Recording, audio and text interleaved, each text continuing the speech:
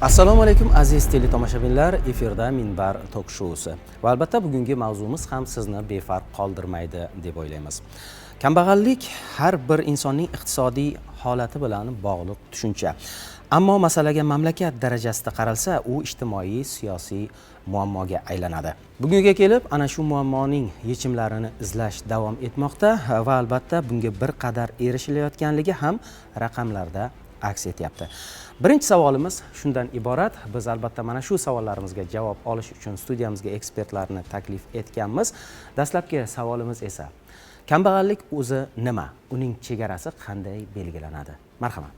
Kambag'allik tushunchasi bu o'zi O'zbekistonda 2023-yildan boshlab ochiq namoyon qilinib, davlat miqyosida siyosat darajasiga ko'tarildi. Kambag'allik degani bu oilaning minimal iste'mol xarajatlariga yetadigan daromad topishini nazarda tutiladi. Bu degani, misol uchun, oilaning daromadi oila a'zolari soniga bo'linganda hozirgi kunda 669 ming so'm bo'ladi. 669 ming so'mdan kam bo'lgan taqdirda oila kambag'al deb e'tirof qilinadi. Bu demak har bir oila a'zosiga to'g'ri keladigan summa, shundaymi? Shunday. Oila a'zolari soni nechta bo'lsa, oilaga daromadi shunga bo'linadi.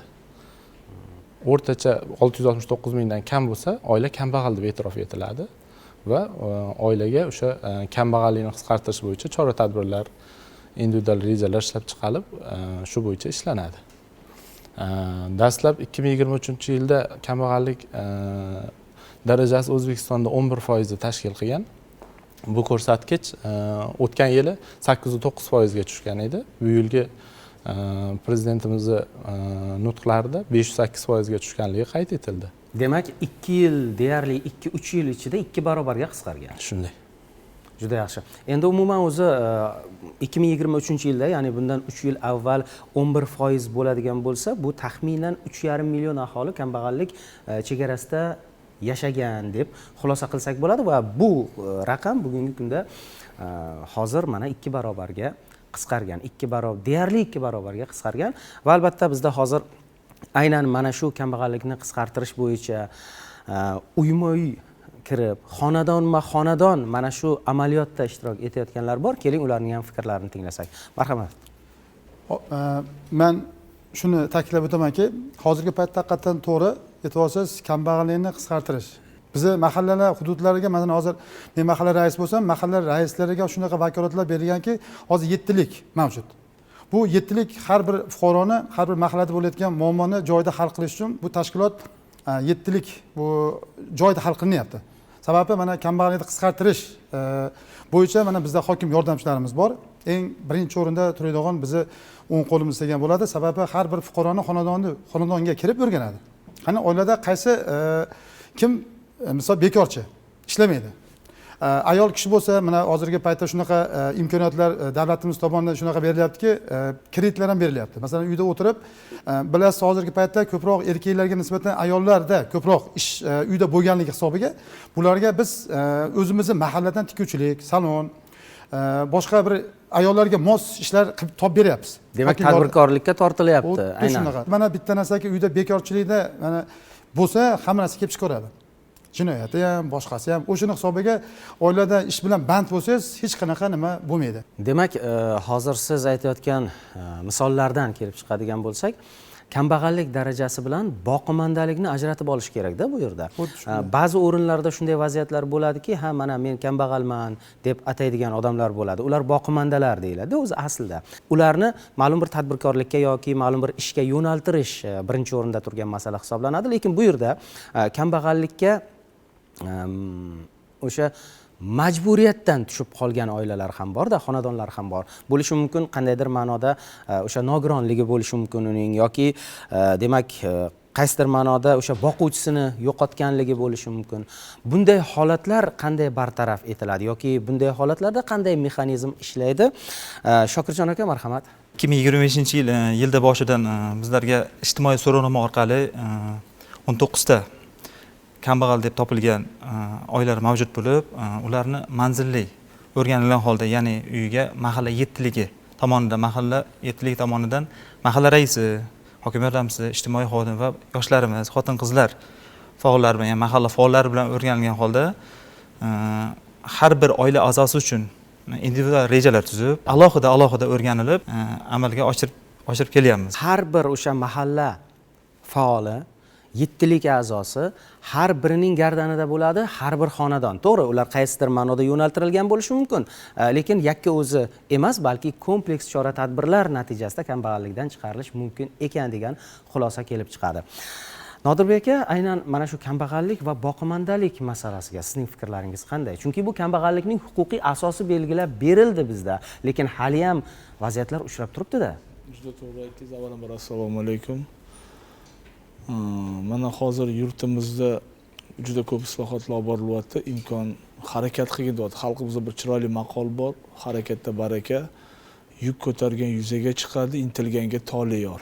Mana qarang, biron bir mamlakatda bunaqa islohotlar bo'lmayapti-da. Kambag'al har bir oilaga, qarang, mahalla yettitaligidan xodimlar ajratib, mana bunaqa tadbirkorlik ochish, mana hamma imkoniyatlar qilib beryapti. Chaynab bersam yuta olmaydigan nimalarimiz borda, injiq deymiz, bunaqa nimalarni mayli. Bitta narsaki, bunaqa shart-sharoit, boqimandalikka kelsak, mana bizda borda bitta misol keltirsak, mahallalarda ko'ramiz, harakat qilgan davlatda imkoniyatlardan foydalanyapti-da, mexanizm zo'r ishlayapti mahallalarda. Даже nafaqat kambag'allikdan chiqish, boyib ketganlarni ko'rdik. Imina mana shu dastur orqali. Nima uchun? Keyin tomorqadan foydalangan, o'zing band qilgan deyapti. O'zi band qilib borib olib, mana bu auksionga o'zini joylarini qo'yib, uyini oldi, bekor yotgan joylarni qilib, tadbirkorlikka rivojlantirib, o'sha налогini to'layapti va ish bilan ta'minlab, nechta, nafaqat 2-3 ta qo'shnisini ham ish bilan ta'minlayapti. Mana o'shalarning hozir biznesi rivojlanib ketdi. Bir kichkina oila biznesi deb nima hisoblasak, bular hammasi nimani islohoti? Mana shu yangi shu kambag'allikni qisqartirishga qaratilgan chora-tadbirlarni natijasi. Endi boqimandalikka kelsak, hamma narsa bekorchilikdan chiqadi-da. Albatta. Biron marta agar ish bilan band bo'lsa, fuqaromiz yoki bir shaxs o'shanda boshqa narsaga vaqti bo'lmaydi. Siz bilasizmi, siz qarangda, mahalladan kelib tadbirkorlik och imkoniyatlar berilyapti-da, imtiyozlar ham bor-da. Daromad solig'ini to'laydi, o'sha nima solig'ini Svetdan o'ziga yarasha svet, gaz imtiyozlari juda ko'p. Qiynalmasa ochgan deyapti. Kim bunaqa sharoit qiladi? Ilgari boshqacharoq edi, yugurib yurardi, u ishga, bu ishga. Hozir o'zi kim mahallada shtat ochilgan, mana raisimiz to'g'ri aytdilar, 7 tali ishlayapti. Mahallada hokimni yordamchilari yugurib yurishdi. Qarang, bitta tadbirkori bilanman Svetdan rosa qiynaldi. Mana panelni qiynalib olsammi, quyosh panelini o'rnatib beryapti tadbirkorlarga. Qarang, imtiyozli shartlar asosida. Imtiyozli shartlar mazza qilib haligi Svetini orttirib, shu Svetini kerak bo'lsa davlatga sotyapti. Mana qanaqa imtiyozlar. Mana yerdan foydalangin deyapti. Qilayotganlar bor, juda ko'p. Buni natijasida raqamlar hisobida olib qarasak, juda katta ko'rsatkichga mana akamiz aytdilar, 2 barobarga bu qisqarildi. Ya'ni foydalanib zo'r bo'lib odamlar ishlayapti. Nafaqat kambag'allikdan bu nima chiqish, boyib cho'ntagiga pul olib, uchastkalar qurib, nimadan boyiyapti? O'sha o'zining tadbirkorligidan. Bu narsadan faqat keyin foydalanish kerak. Faqat ozgina harakat qilish kerak. Davlatimizda shuncha imkoniyatlar bo'lyapti. Bu bekorga bu ko'rsatuvlar qilinmayapti. Nima uchun? Kambag'allikni qisqartirish. Kambag'allikni qisqartirib o'zini boy qilsa bo'ladi. Faqat imkoniyatlardan to'g'ri foydalanish. Buni huquqiy nimalari, normativ hujjatlar hammasi belgilab berilgan. Faqat harakat qilish kerak inson. Boqimandalik yo'qoladi. Shunday bir hazilomuz maqol bor aslida. Maqol yoki ibora desak bo'ladi. Och odamga baliq berma, qarmoq bergin. U o'zi tutib, u baliq bersang bir marta qorni to'yadi, bo'ldi. Lekin o'zi tutadigan bo'lsa, u doimiy daromadga, doimiy oziqqa, ovqatga ega bo'ladi degan ma'nodagi gapda. Marhamat, fikrlaringiz bo'lsa davom ettirishingiz mumkin. Birinchi navbatda o'zi xonadonlarning kambag'allik darajasini aniqlayotganda, ularni kambag'allikka tushib qolish holatlari aniqlanadi. Sabablari. Har xil sabab bilan kambag'allikka tushib qolish ehtimollari bor bu yerda. Faqat moliyaviy jihatdan bo'lmasligi mumkin-da. Oilada misol uchun yosh bolasi bor, bog'chaga navbati kelmayotgan bo'lishi mumkin. Yoki bo'lmasam qanaqadir tibbiy xizmatga ehtiyoji bo'lishi mumkin. Qanaqadir tibbiy xizmat orqali o'sha xonadon a'zosi mehnatga layoqatli bo'lib o'zini daromad topish imkoniyatlari bo'ladi. Bu o'sha kambag'al oilaga ko'rsatilishi mumkin bo'lgan yordamlarni bittasida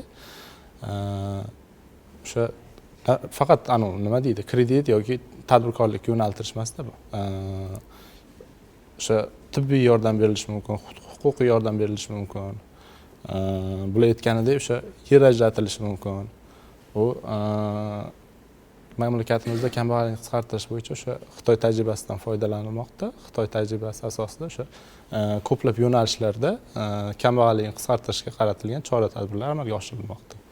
Endi bu yerda yana bir jihat bor, ya'ni kambag'allikni qisqartirishda ko'p narsa inson psixologiyasining o'ziga ham bog'liq. Chunki biz yaxshi bilamiz, prezidentimizning yaqinda 2025-yil yakunlari bo'yicha parlament va O'zbekiston xalqiga qilgan murojaatnomalarida shunday so'zlar bor, kambag'allikni qisqartirish masalasini umummilliy harakatga aylantirdik dedilar. Endi umummilliy harakat bu kichkina gap emas. Haqiqatan ham bir muhim jihat, kambag'allikni qisqartirish mumkin, to'liq yo'qotish bu juda qiyin masala. Chunki inson psixologiyasiga ham juda ko'p narsa bog'liq deymiz. Keling, mana shu o'rinda misollarga yuzlansak. Ya'ni mana mahalla raislarining tajribasida qanday misollar bo'lgan shu paytgacha? Mana so'nggi deylik mana shu 1-2 yilning ichida. Men haqiqatan faktini aytaman. Mana mutaxassislarimiz chiroyli gapirdi. Bu menda ko'p qavatli uylar, 16 ta ko'p qavatli uyimiz bor. Bizda oldinlari bizni domlarda podvallari, yer osti nimalarimiz bo'sh yotardi. Endi to'g'risini aytish kerakki, bu shunaqa darajada ediki, domni tagidagi ponni kommunikatsiya narsalar vaqt kelsa suvlar yoki qandaydir qarovsiz holatda bo'lardi. Mana hozir bir qiziqsalaring, borsalaring ko'rasizlar, biz hududdagi har bir ko'p qavatli uylarimizda har birini yer ostilariga kirsangiz, shunaqa darajada chiroyli bo'lgan yerto'lalar, ya'ni boshqa nimaga? Yer ostilari shunaqa darajadaki, hamma odam havas qiladi. Sababiki yaqinda mana bir qiziq voqea intervyu bo'lib qoldi, televiziyadan kelib biz syomka qilganda qiziqib ishonishmadi. Yurasiz bilan ko'ray dedik. Yer ostiga kiryapmiz, tikuvchilik shunaqa bitta nima qilgan, katta birinchi boshlagan paytda biz mahallaga kelgan joy topib beringlar degan bu fuqarolar, oilaviy. Biz ularga hokim yordamchisi bilan birgalikda mesela biz borib ularga shu podvalni ko'rsatganda birinchisi ular eplalamizmi degan ikkilangan. Mana hozir kengayganki bozor darajada chet ellarga o'zi savdo qilyapti ular. Zo'r tomoni o'zimiz mahallamiz fuqarolari, ishchilari ham. Uzoqdan yo'l kerak qilib sarflamaydi. Ayollar misol. Demak, ish o'rinlari ham yaratilyapti. Albatta, bu bitta kambag'allikni qisqartirish yoki bitta tadbirkor bilan mana qancha oilani uyiga finansiy tomondan daromad kelyapti. Oddiy bitta misol keltirib keltiryapman. Bunaqada misoldan menda 16 ta domimda ichidagi misolni keltirsam, hozir ishlanmasi shuni borganingizda ko'rasizki, shunaqa darajada haqda menda kambag'allik fuqarolardan hozir menda ishsizlarim ham unaqa darajada yo'q menda hozir. 10 tacha bo'ladigan bo'lsa, yana biz eng qizig'i mahalla gruppamiz borda bizda. Endi men tajribamdan kelib chiqib aytamanki, mahalla gruppasida bo'sh ish o'rinlarini biz e'lon qilib boramiz. Kimgadir to'g'ri keladigan ish bo'lsa, masalan, mabodo ishlaydigan shu ishga kirib ishlayveradi. Bizda endi hudud katta, anchagina ham tutash hudud bo'lgani uchun biz ham ko'p nimalar bizda joylashgan chet viloyatlardan kelgan fuqarolar yaxshi, Xudoga shukr, mana e'tiroz yo'q. Mutaxassis aytgandek, ish bilan ko'pchilik ta'minlab, haqda qanaqadir muammosi bo'lsa, 7lik joyda hal qilishga harakat qiladi. Sababiki yurtboshimiz nimaga 7likka e'tibor ko'p beryapti? Eng pastki nimani birinchi o'chada mahalla. Mana murojaatlarda ham men ham o'shitdi edim. Murojaatdan bir hafta oldin forum bo'lib o'tdi. Markaziy Osiyo bo'yicha birinchi marta O'zbekistonda bo'ldi. 5 ta davlat hamda Germaniya, Shveysariyadan vakillar ham keldi. Mana shunda men ham ishtirok etdik. Biz chiqib prezentatsiya qilganimizda shunaqa darajada bizga rosa havas qildi. Bizga endi ish o'rganish uchun bizni nimamizga, yurtimizga ular hozir xudo xohlasa fikr almashamiz endi. Boshladik. Albatta. Yana bir jihat. O'zbekiston demografik jihatdan juda tez o'sayotgan mamlakat hisoblanadi. Va albatta har yili mehnat bozoriga 100 minglab yoshlar kirib kelyapti. Bu yoshlarga ish topib berish esa dolzarb masala. Hozir shunday yo'ldan borilyaptiki, Shahzodjon aka, mana siz misollar bilan aytishingiz mumkin, balki ularga ish topib berish emas, ularning o'zini ish beruvchiga aylantirish muhim masala. Hozir mana mahalladan bir mahalla misolida aytib o'tdilar Rahmatjon aka. Sizning fikrlaringiz qanday bu borada? o'sha 2025-yilda mahallalarda hokim yordamchilari tomonidan har bir mahallada o'rtacha 40 tadan mikro-loyiha tashkil qilish topshirig'i berilgan. Bu orqali yurtimizda 750 mingdan ortiq yangi ish o'rinlari va o'sha yangi ish o'rinlari tashkil etilgan, mikro-loyihalar amalga oshirilgan. O'shani hisobiga ishsiz odamlar daromadli bo'lgan, daromad topadiganlarning daromadi oshgan. Bu amaliyotni biz 2026-yilda davom ettirmoqchimiz. Yana o'sha har bir mahallada o'rtacha 40 tadan mikro-loyiha tashkil etish hisobiga yana 720 ming nafar aholini daromadini oshirishga erishilishi nazarda tutilgan. Nodirbek aka, qo'shimchalaringiz bo'lsa yana mana shu fikrlarga, ya'ni amaliyot bilan bog'liq holda siz Amaliyot qanday? bilan bog'liq qilsak, haqiqatan mana mahalla raisi akamiz to'g'ri gapirdilar. Buni qadamda ko'rsak bo'ladi. Bitta misol, makulatura qabul qilish bir shoxobchasini ochgan bir yigit bilaman. Necha yillardan beri mana ko'chada yurgan, mana kechasi nima qilganlar bo'ladi bir xil, mana даже invalidlar ham kelib baklashka qog'ozlarni yig'ib olib kelib topshiradi. Butun bitta garadokka o'sha chiqindilarni olib ham gigiyenik jihatdan ta'sir bo'lyapti. Baklashkalarni yig'ib qog'ozga topshirib, ularga pul beryapti. Buni o'zi mana oddiy misol. Qanaqa pul qilyapti shu odam? Maylida 5-6 ta qo'lda ishchisi bor, haligi odamlar kelib unga topshiradi, baklashka va boshqa makulatura. Oddiy misol. Yoki bo'sh joyda bir misol tariqasida aytishimiz mumkin. Toshkent viloyati Yangiyo'l shahar hokimligi tomonidan mana ko'ramiz, mahallalarda 7lik juda aktiv ishlaydi. Hokim yordamchilari bo'sh joy turibdimi, keyin mashina olib ishlatgin deb olib kelib berib, kerak bo'lsa imtiyozlarni ta'minlab, tekstil yoki shunga o'xshagan mana novvoyxona qur, maishiy xizmat nimalarni qurgin deb imkoniyatlarni yordam beryapti. Qilyapti uni, qilyapti.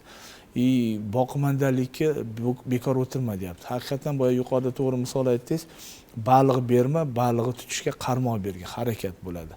Faqat harakatda bo'lsa, mehnatdan kelsa bori deydi, turmush bo'lar chiroyli. Boshda to'g'ri adaptatsiya degan narsa bor. Moslashda sal qiynaladi boshqa. Yo'lga tushgandan keyin asta-sekin bilib boraveradi. Keyin hozir mana ko'pchilik tadbirkorlar, ya'ni oyoq qancha turganlar shu soha bo'yicha turganlar aytibdi, rahmat, mahallamiz mana yurtimizga mana shunaqa imkoniyatlar, ilgari bunaqa imkoniyat yo'q edi deyapti. Buni cho'qqisiga yetgan odam biladi faqat. Bundan baraka topgan odam biladi, shuni qilib ko'rish kerak. Qilib ko'rsa, bekorga bu imtiyozlar berilmayapti-da.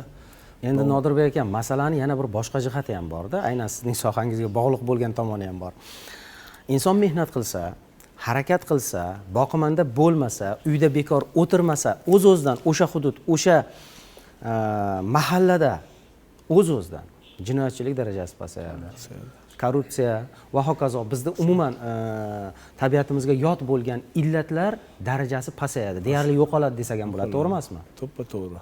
Mana bu joylarda uchebni sentr och mahallamizda. O'quv markazlari. Yana tadbirkor aytibdi, xo'p, men tadbirkorlik qilmoqchiman, ozgina pulim bor, ana palonchi, pistonchi akamdan nimasi pul berdilar, bor. Ana kamera olib kel, har bir pavorotlarga kamera o'rnatdi shartnoma asosida. Mahalla nimasi hokimlikka boradi, ko'chalarga bu ham bir jinoyatchilikning oldini olishga qaratilgan nima ishlar. Yoki sartaroshxona oching, qo'lingdan nima keladi. Kechirasiz, har bir nimada chorrahada kerak bo'lsa kameralashtirildi. O'z-o'zidan oddiy o'g'irlik jinoyati deylik, boshqa deylik, kamera ham bu bitta katta profilaktika nimasi hisoblanadi, quroli hisoblanadi. O'sha kamera bilan shug'ullanib mahallani kameralashtiradi. Misol keltirsakda, kuch birlikda-da, kuch birlikda. Agar birlashgan o'zar birlashmagan to'zar deydi-da.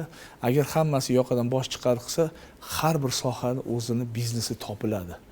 Agar shu joyda bitta narsa borda, tijoratchilikda biznes bo'lib bitta do'kon ochsangiz bor-ku, oziq-ovqat do'koni deylik, asosiy kerakli mahsulotlardan tashqari yana mahsulotlarni ko'paytirib qo'ysangiz, inson nimasi uchun kerakli mahsulotlarni shakar, un, yog', ehtiyoj, kundalik ehtiyojni ko'paytirsangiz, firmalarning o'zi keladi. Qandolatchilikdan keladi. Misol uchun Coca-Cola keladi, kelimasiga nima qiling, mana shunaqa dilerlar yuradi, bizneslar. Hozir do'konlar bilan ishlash mexanizmi, adashmasam, hammasida shunaqa. Hammasi pashti 90% oshiq shunaqa. Hattoki nasiyaga ham berib ketishadi. qarang, bu ham mayli, nima ovqat yeging kelyapti deydi er xotin yoki bola chaqa, palon deydi, dastavkalarni aytmaysiz, ana dastavkalardan yetkazib berish xizmati. yetkazib berish xizmati. Har bir sohada, har bir misol uchun nima olmoqchi bo'lsangiz, xolodilnik o'zimiz yetkazib beramiz. Televizorlarni ko'ramiz, bizda shu narsa ochildi, yetkazib berish bepul.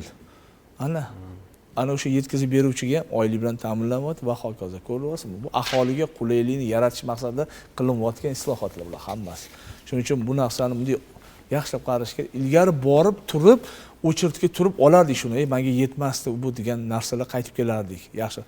Hozir xohlagan narsangni, tilagingni deydi-yu. Xuddi bir mana bu telefon sehrgardek. Telefonni ochasan, ilgari ertaklarda oltin baliqdirdik. Oltin baliq kelsa, mana qiladi. Hozir yemoqchi bo'lsang yo bir narsaga nima olmoqchi bo'lsang telefoningda bor. Bu ham bitta ko'rinishi, rivojlanish. Eng qizig'i mana shu yetkazib berish xizmati deysizmi yoki ishlab chiqarishmi, o'sha qaysidir ma'noda xizmat ko'rsatishning qaysidir turlarimi, masalan uyga kelib xizmat ko'rsatish bo'lishi mumkin. Chekka hududlarda ham, chekka mahallalarda ham bor bu jarayon.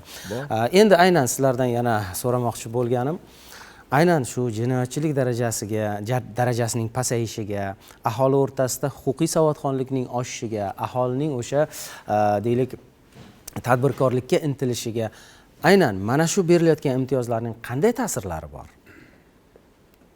Ta'sirlari albatta juda yaxshi. O'zim mahalla haqida ozroq ma'lumot beradigan bo'lsam, Yangi Hayot tumani yangi tashkil topgan tumanlardan biri bo'lib, Albatta. Jalolor mahallamiz O'rta Chirchiq tumanida o'tgan. Asosan yer gektari 549 gektar joy bo'lib, 43 gektariga tomorqali yer aholi yashashadi. Asosan u yerda o'troq tub aholi yashashadi. U yerda asosan xizmat ko'rsatish, asosiy driver xizmat ko'rsatish va qishloq xo'jaligi. Yerli hududlarimiz ko'p bo'lgani sababli biz hozir yangi avlod sanoat zonasi qurilishi ishlari boshlangan. Sanoat zonasi ko'proq quriladigan bo'lsa, ya'ni migratsiyaga ketmasdan ishlab, o'sha yerda ish qolishi va uzoq joylarga bormay ishlash va o'zi hududda ishlashni, daromad topishni yo'llari ko'rilyapti. Ya'ni oxirgi shu 3 yil 5 yilda batamom ishsiz mahallaga aylanamiz degan umiddamiz. Albatta, bu borada barcha imkoniyatlar bor, barcha imtiyozlar aynan tadbirkorlik qilmoqchi bo'lgan, kambag'allikdan o'z harakati bilan chiqmoqchi bo'lgan fuqarolarga barcha imtiyozlar bor. O'sha kredit imtiyozlari deysizmi, subsidiyalar ajratilyapti masalan, va ularning manzilli yetib borishi ham muhim hisoblanadi. Rahmatjon aka, siz nima deb o'ylaysiz? O'sha ajratilayotgan imtiyozlarni, berilayotgan imkoniyatlarni manzilli yo'naltirish uchun, ya'ni o'z egasiga yetib borish uchun mahalla yettiligining ahamiyati, mahalla raislarining o'rni qanday? Bu to'g'ri savol. Hozirgi paytda haqiqatda har bir ish qilaman, biznes qilaman degan, tadbirkorlik qilaman degan fuqaroga imkoniyatlar hozir shaffof holatda. Bu kimdir orqali emas. O'zi, masalan, hokim yordamchisiga oldiga o'ta mahallaning o'zida bu ham. Boya aytganda yettiligimizni mahallani markazida. Keldi, bitta fuqaro bir tadbirkorlik bilan shug'ullanmoqchi bo'ladigan bo'lsa, bemalol hokim yordamchi yo'nalishlarni beradi. Shunday qilib, ochiq aytganda chaynab turib og'izga solib qo'yadi. Bo'ldi. Bittaliga qog'ozbozlik, mana mutaxassis aytdi, qog'ozbozlik yo'q unday narsa. Hammasi joyida hal bo'ladigan narsa. Bu shaffof holat. O'zi kredit olmoqchi bo'lsa, fuqaroni o'zi misol hozirgi paytda begona odam olish qiyin. Onlayn orqali, mesela To'yzani o'zini nimasi orqali bemalol olsa bo'laveradi. Bankka boradi, hokim yordamchi birgalikda. Bu shaffoflik o'ta rivojlanib ketdi. Mana kechagi yurtboshimizning murojaatlarida asosan mahalla tizimiga e'tibor kuchligini aytib o'tdi. 5 ta bosqich bo'lsa, 5tasi ham mahallaga oid. Bu aholini rozi qilish, aholini shu boya aytgandek kambag'allikni qisqartirish, aholini tinchligi aylanib o'rgilib shu bizning zimmamizda bu mahalla yana 10 barobar kerak bo'lgan ko'p barobar ishlashimizga bizga to'g'ri keladi. Aholini xursand qilish, aholini rozichiligini olish hammasi bari bizda. Albatta. Umuman olganda kambag'allikni qisqartirish bu shunchaki gap emas, chunki aynan bu bo'yicha butun boshli bir vazirlik tizimi faoliyat ko'rsatadi, kambag'allikni qisqartirish va bandlik vazirligi. Shahzodjon aka, aynan vazirlikning joylardagi bo'limlari deymizmi yoki umuman o'sha boshqaruv tizimidagi ta'siri qay o'rinda? Demoqchi bo'lganimki, masalan, siz hozir shu vazirlik xodimisiz, lekin mana aynan o'sha kambag'allik bilan kambag'allikni qisqartirish bilan xonadonma-xonadon yurib shug'ullanayotgan insonlar bilan bir studiyadasiz. Demoqchi bo'lganimki, tizimning eng yuqorisi va eng quyisi o'rtasidagi munosabat qanday? Ya'ni bu yerda viloyatlar kesimida, tumanlar kesimida qanday ishlar amalga oshiriladi?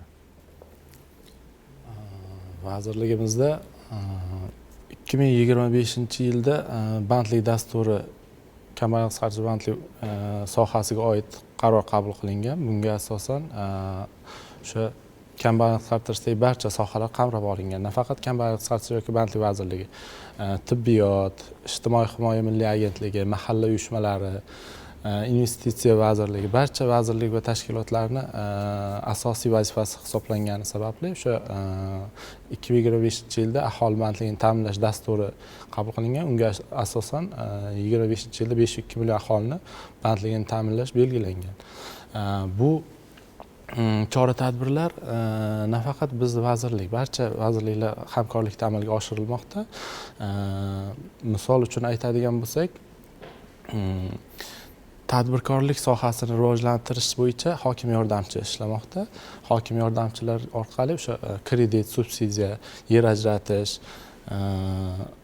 ijtimoiy himoya milliy agentligi orqali o'sha tibbiy xizmatlar ko'rsatish, nogironligi bor onalarga nafaqalar berish, shu kabi xizmatlar amalga oshiriladi. Bu hokim yordamchi bilan vazirlikda aloqasi hududiy boshqarmalar orqali amalga oshiriladi. Hududiy har bitta viloyatdagi hududiy boshqarmalarimiz o'sha tuman shaharlar bo'yicha hokim yordamchilar, tuman kambag'al qisqartirish bandlik bo'limlari bilan bevosita ishlashadi.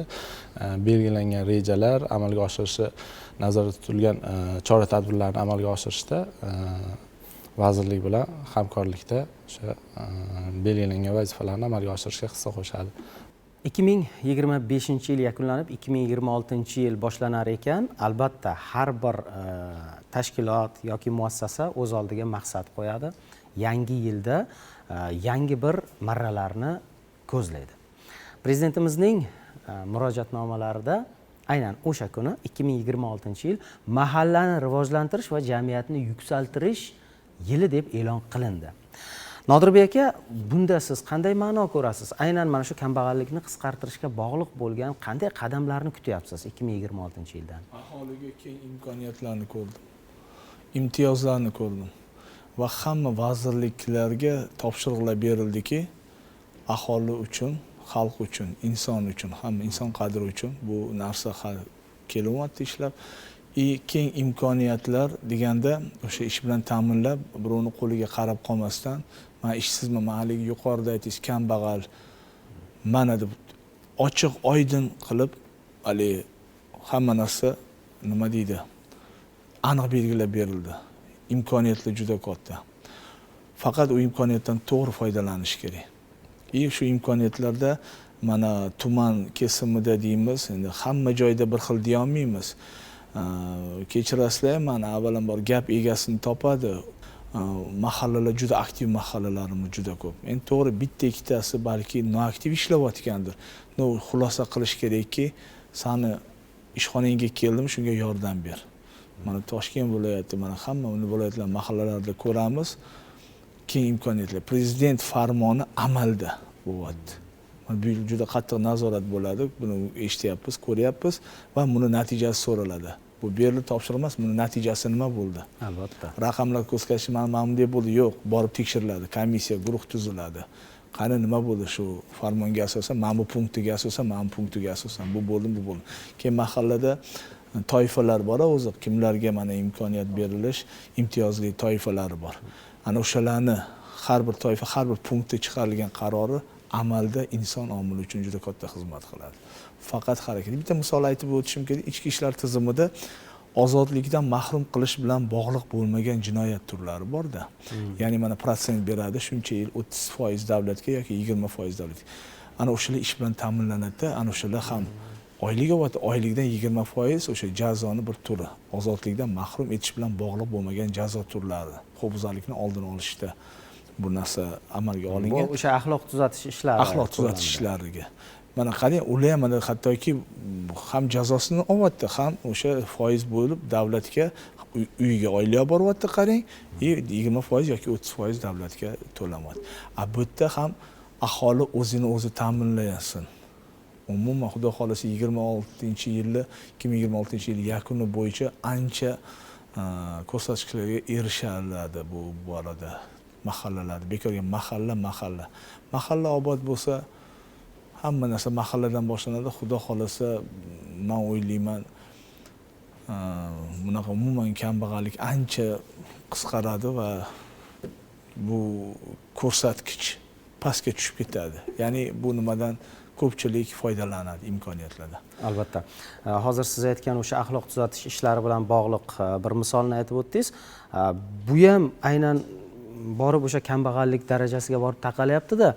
Ya'ni har bir kishi garchi u bilib bilmay jinoyat qilib qo'ygan bo'lsa ham, u ham daromad manbaiga ega bo'lishi kerak. Ega bo'lishi kerak. Bu o'sha insonparvarlikning albatta namunasi. Bizni qonunlarimizda insonparvarlikning bunday odamiylik prezumpsiyasi degan narsa bor. Bunday qarasangiz, davlatning o'zi mehribonda. Davlatimiz rahbari mana 2025-yilda parlamentga murojaatida ko'rib bitta punktlarini eshitib o'tirdimda, juda keng imkoniyat, juda buni. Faqat buni amalda qilib, xudo xolasa, buni katta natijalarga erishamiz. Qimirlar harakat qilyapti. Hammani qimirlatadi bu narsa, mexanizm ishlaydi. Uje qarasangiz, biz kechirasiz shunaqa ishlab chiqarish fantaziya bo'laveradi. Ishlagan saringizchi bir narsani o'ylab topar ekansiz. Odamning miyasi o'z-o'zidan ishlab ketar ekan. Haqiqatan imkoniyat bor. Ilgari kechirasiz, bitta joyga nima qilsangiz bunaqa qilib bo'lmagan, aytayapman-ku. Oldingi bilan hozirgi taqqoslaganda ancha imkoniyatlar keng. Boyib ketgan bolalar bor, boyib ketgan tadbirkorlarni bilaman. Mana bitta ko'chaga kirsangiz, oddiy misol Yangiyo'l shahri, Yangiyo'l tumanlariga borsangiz, Toshkent viloyatini bir mahallaga kirsangiz, mana yemxona ochgan, sartaroshxona, etik do'st, mana tugma, tesmalar, hali o'zini uyda ishlab chiqargan milliy hunarmandchilikka qaratilgan mana ko'chalar bor. Xitoyga borib kelishyapti tanishlarimiz, bizneslarimiz. Bir mahallada shunaqa divan chiqaradi, bir mahallada mashina zapchasi. Mana mashina xudo xolasa ikkinchi Xitoy bo'lib, Xitoydan ham nima deydi, farqimiz bo'lmay qoladi. Nasib etsa, iqtisodiy zo'r bo'ladi. Iqtisodiy tomondan ham anchagina o'sish ko'zga tashlanadi, chunki bekorchi odam bo'lmagandan keyin, kambag'al bo'lmagandan keyin iqtisodiy yuksalish bo'ladi. Rahmatjon aka, aynan 2026-yilning bunday nomlanishi, ya'ni mahallani rivojlantirish va jamiyatni yuksaltirish yili sifatida nomlanishi va bu boradagi o'sha dastlabki qadamlar siz kabi mahalla raislari, mahalla faollari oldiga qanday vazifalarni qo'yadi? Eng katta asosiy vazifa haqiqatan mahalla raisiga, mahallaga beriktirilyapti hozir. Bu kechagi murojaat haqiqatan ancha-muncha odam to'g'riga men o'sha zalda o'tirib shunaqa men xursand bo'ldimki, e'tibor. Bu haqiqatan jamiyatni rivojlantirish. Endi o'zi o'ylab ko'ring, aholi tinch bo'lsa, mahalla tinch bo'lsa, yurtimiz tinch bo'lsa, qanaqa bu eng bundan boshqa ne'mat bo'lmasa kerak. Imkoni qadar yana bir ijodni ishlashga, mahallaning tinchligi bo'lsa, men bemalol uxlayman misol. Bir qandaydir holat bo'ldimi, o'sha mahalla hududiga javobgar menman. Birinchi bo'lib men turaman. Har qanaqa holatda, qanday holatda bir qarich yerigacha javobgar menman. Значит, tinchlik bo'lsa, mana mahallamizni rivojlantirish, jamiyatni yuksaltirish bu degani bizga yana ko'p yuklangan mas'uliyat deb bilaman endi. Xudo xolasa niyatim bor.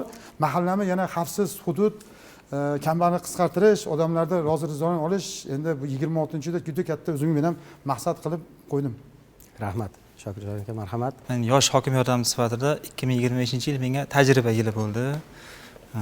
12 ta ya'ni o'sha mahallaga biriktirilgan mahalla bankirlari va prezidentimizning 39-chi, 55-chi va 7-chi qarorlarga asosan imtiyozli kreditlardan mahallada oilaviy tarbiya rivojlantirish dasturi doirasida 270 millionga yaqin kredit ajratildi.